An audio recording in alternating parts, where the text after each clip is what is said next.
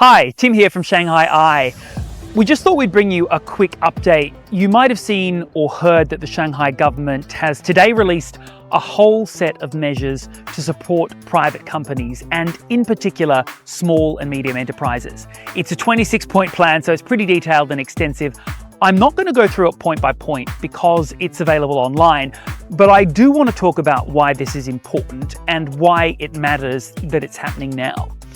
Content-wise, as I've said, there's a lot there, but one of the themes that runs through this is the idea that private companies need to be empowered and can't take a backseat to state-owned enterprises. There are items in this plan like increasing transparency in construction tendering and guaranteeing private firms equal access to government procurement contracts. That's a very important one.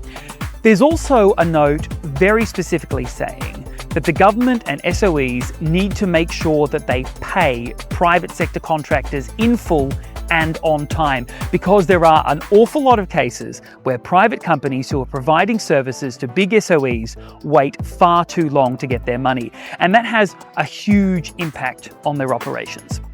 The government's also highlighting some areas where they want more private sector involvement. Transportation, energy, affordable rental housing, and carbon reduction industries are big ones that they mentioned. Empowering private enterprise and SMEs is the right thing to do now for a whole host of reasons. The biggest one being that the private sector really matters. Among econ nerds, there's a well-known saying about China's private sector: 60, 70, 80, 90. It provides 60% of GDP, 70% of innovation, employs 80% of the urban workforce, and creates 90% of new jobs. And right now, that's all exactly what China needs. The central government has pitched consumption as a major target for 2025. But we know Chinese household purse strings are notoriously tight, and if we're going to persuade people to loosen them and start spending more, we have to put something in as well. Fostering the growth of private enterprises is one way to do that. It supports new jobs and wage growth, which can make Chinese consumers confident enough to get out there and spend. We also know that there are a lot of young people out there who are looking for jobs. And while there are some jobs around for recent graduates, some are able to find jobs that match their majors and others can't. If private firms have the confidence to hire, these young people can get their careers into gear as well.